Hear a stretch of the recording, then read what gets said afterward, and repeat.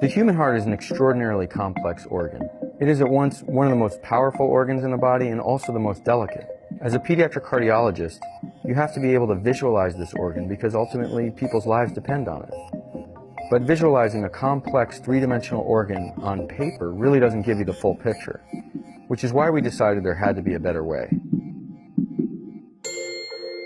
This is Dr. David Axelrod, a pediatric cardiologist at Stanford. And with him is David Sarno, former LA Times journalist and the founder of Lighthouse Inc., a company that creates interactive 3D visualizations. Together, this unlikely duo of Davids are revolutionizing the way doctors and patients understand the body. They can get right inside the heart, look around at the different parts of the heart, and be inside really what no one's been inside before, which is a living, beating heart. Dr. Axelrod is talking about a bit of technology called the Stanford Virtual Heart, and it's creating an entirely new way to visualize the organ. The human body and healthcare is just a very fertile ground for using the power of three-dimensional storytelling to explain these complicated concepts that are actually really important. The Stanford Virtual Heart uses 360 graphics to explain congenital heart defects, which are some of the most difficult conditions to comprehend, partially because these defects occur before babies are even born. As the fetus is growing, the heart folds and grows and develops in a very complex fashion. And the congenital heart defects are really difficult to understand because at any one of those stages of development, there can be an abnormality.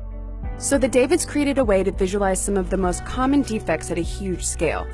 Using the Stanford Virtual Heart, you can actually see how the heart behaves when it's experiencing abnormalities.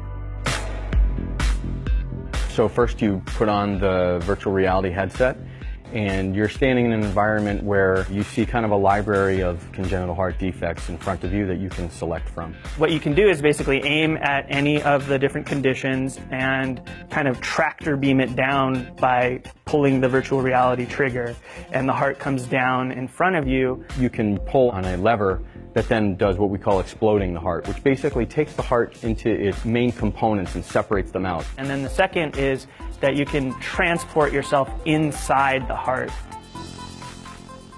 This interactive technology has the potential to help a lot of families. In the United States, nearly 1 of every 100 babies is born with a congenital heart defect.